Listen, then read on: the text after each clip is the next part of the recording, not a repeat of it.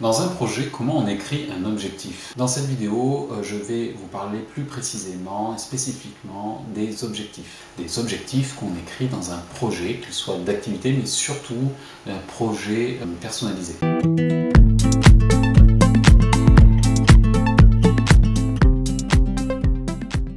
Bonjour, je m'appelle Mathieu, bienvenue sur la chaîne. Si c'est la première fois que vous venez, je vous invite à vous abonner de suite et d'activer la cloche surtout pour ne rien rater des prochaines vidéos. Si je vous parle de tout ça aujourd'hui, c'est parce que ça a été pour moi assez long et difficile un petit peu de comprendre un petit peu, de cerner ce qu'était un objectif en général et comment on pouvait en écrire et de quelle manière, où est-ce que ça se situait dans le projet.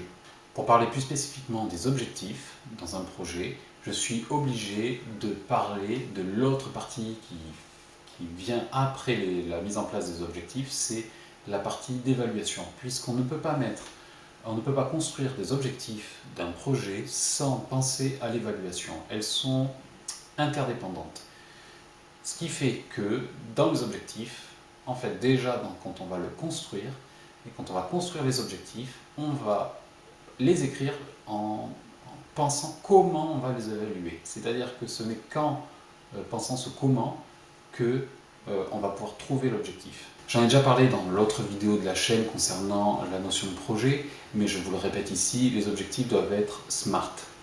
S comme spécifique, mesurable pour le M, atteignable pour le A, réaliste pour le R et temporel pour le T, puisqu'il faut que ça soit limité dans le temps. Souvent, ça sera, la plupart du temps, la durée du projet personnalisé. Si vous écrivez toujours le même objectif chaque année et que chaque année cet objectif-là est à poursuivre ou n'est pas atteint, ça veut dire que ce que vous avez écrit n'est pas vraiment un objectif.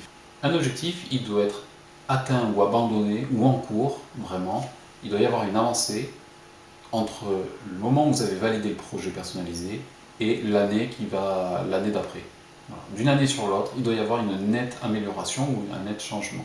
S'il y a une constance et puis surtout un échec répété, ça veut dire que sûrement l'objectif n'a pas lieu d'être. Il se passe aussi une chose, c'est que parfois l'objectif à atteindre est trop compliqué.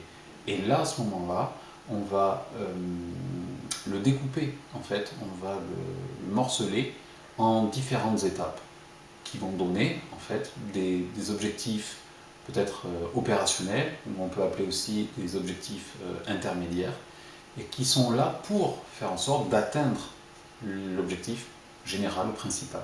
Je vais vous donner un exemple un petit peu d'un objectif qui peut être assez général, qui est que pour Monsieur Intel, qui est au hasard, l'objectif c'est qu'il puisse aller faire ses courses, on va dire, ou faire un tour en ville depuis le foyer, par exemple. Si on le laisse tel que, cet objectif, c'est un objectif, hein, d'accord, qui est assez précis, qui s'adresse à une personne, qui est assez concret, qui est vraiment inscrit dans le concret. D'accord, c'est pas juste développer l'autonomie, ça c'est hyper vague, ça veut rien dire. Mais que voilà, l'objectif, je répète, Monsieur Intel, l'objectif c'est qu'il aille à la fin de l'année faire un tour en ville tout seul et puis qu'il puisse revenir.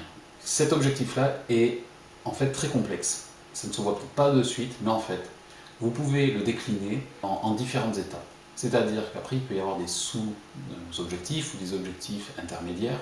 Et là, on va pouvoir aller aussi mettre des petites limites dans le temps plus courtes. Si l'objectif dont je vous ai parlé, c'est celui qu'on va venir évaluer dans un an, peut-être qu'au bout de 3 mois, on peut se donner 3 mois avec un objectif intermédiaire pour que ce monsieur sache s'acheter un ticket de bus tout seul et sache prendre le bon bus au bon arrêt.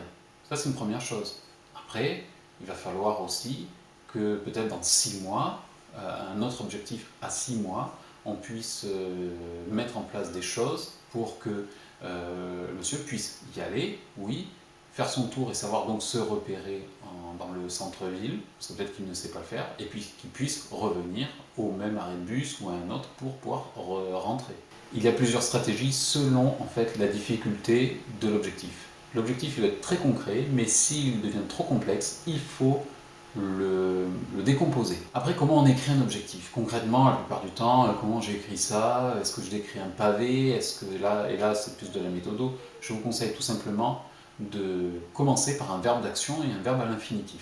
C'est-à-dire, vous commencez par améliorer la capacité à, développer, réduire, poursuivre, maintenir, vous voyez tous ces verbes-là. Donc je vous parlais d'évaluation qu'on ne peut pas ne pas prendre en compte au moment de l'écriture des objectifs, c'est-à-dire qu'après il va falloir penser aux résultats qu'on souhaite obtenir en fait. On met des objectifs en place pour le projet de telle personne, à quoi ça sert? C'est bien parce qu'on souhaite observer des résultats. Donc il faut qu'on se dise au moment qu'on écrit l'objectif, j'écris cet objectif-là, mais pour observer quoi? Qu'est-ce qui va changer? Quel va être le résultat qu'on va obtenir? Et ça, ce qu'on va mettre derrière cette phrase, quel est le résultat derrière cette question? Quel est le résultat qu'on va obtenir? Qu'on veut obtenir en tout cas. Les résultats en fait qu'on souhaite obtenir et qui sont attendus, en fait ils doivent être mesurables. Il faut qu'on puisse en parler, qu'on puisse les mesurer, c'est-à-dire au niveau de la qualité, mais aussi au niveau de la quantité. Monsieur Intel, combien de fois il a demandé à le faire ce trajet en bus tout seul, par exemple? S'il ne le fait pas, est-ce qu'on a vraiment développé sa capacité à aller faire un tour en ville? Ou est-ce qu'en fait, du coup, et ça remet en question peut-être l'objectif, peut-être qu'en fait c'était juste un fantasme pour lui. Une fois qu'on a écrit ces résultats qu'on souhaite obtenir, en fait, et bien là on va passer aux moyens. Un moyen, c'est avec les moyens humains qu'on déploie, mais ça peut être aussi une guidance verbale. C'est aussi un moyen, par exemple, pour améliorer les capacités à une personne de se doucher seule. Eh bien, on va mettre en place l'accompagnement éducatif d'un éducateur, donc qui est à côté, qui va faire une simple guidance verbale à côté de la salle de bain, et ça va se faire un certain temps. On va venir évaluer. Voilà, une fois qu'on a écrit bien les moyens, on a à peu près toutes les phases un petit peu qu'il nous faut mettre en place quand on écrit des objectifs dans un projet. S'en suivra évidemment la proposition à l'usager, la validation, parce que rien ne se fera sans l'approbation de la personne qu'on accompagne. Et puis, une fois le temps écoulé du projet en question, eh bien, on passera à l'évaluation. N'oubliez pas qu'en description, je mets régulièrement du contenu pour vous aider, que ce soit dans votre VAE ou dans votre formation. Contactez-moi par mail si vous en avez besoin, n'hésitez pas. Mettez un j'aime, vous aidez énormément la chaîne. Je vous remercie, à dimanche prochain.